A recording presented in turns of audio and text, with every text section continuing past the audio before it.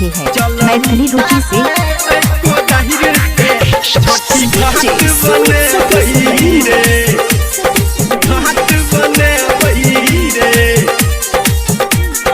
माँ Gayatri recording studio.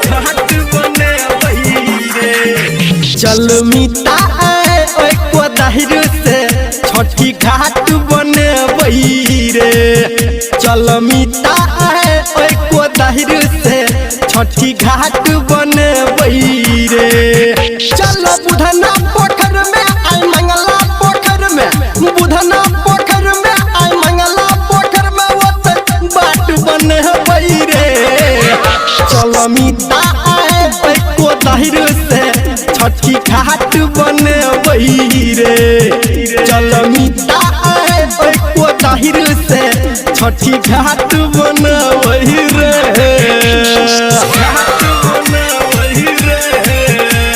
अभी आप सुन रहे हैं मैथिली रुचि से। चल मिता को दहिर से छठी घाट बने रे। अभी आप सुन रहे हैं सावरिया म्यूजिक। चल मिता को दहिर से छठी घाट बने रे। हमरा अंगना में 4 गोटे छै, तोरा अंगना में 5 रे मिता, तोरा अंगना में 5 रे।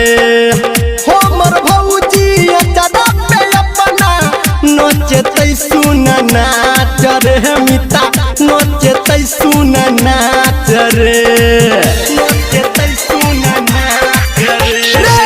हमरा अंगना में 4 गोटे छै, तोरा अंगना में 5 रे। हमर भौजी चदा पे अपना नचतै मिता नाच रे। चल गंगवा पोखर पे आई मंगला पोखर पे, गंगवा पोखर पे आई मोहना पोखर पे ओते बाट बने रे। चल मिता को दहिर से छठी घाट बने रे। चल मिता को दहिर से छठी घाट बने रे।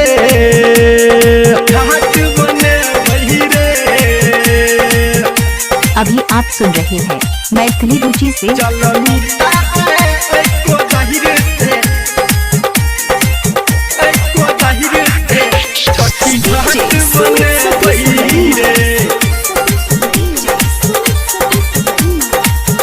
चल मिता को दहिर से छठी घाट बने रे।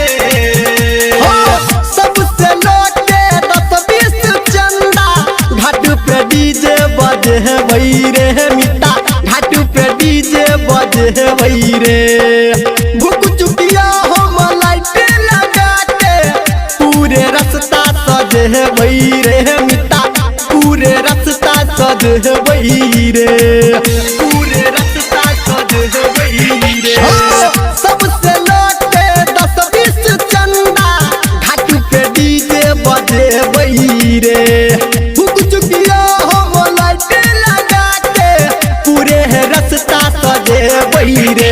धर में नरा पोखर पे, निर्मलिया पोखर पे, गोतमा पोखर पे, सोनजैया पोखर पे ओते बाट बने रे।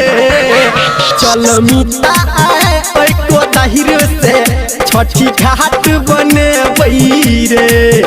चल मिता को दहिर से छठी घाट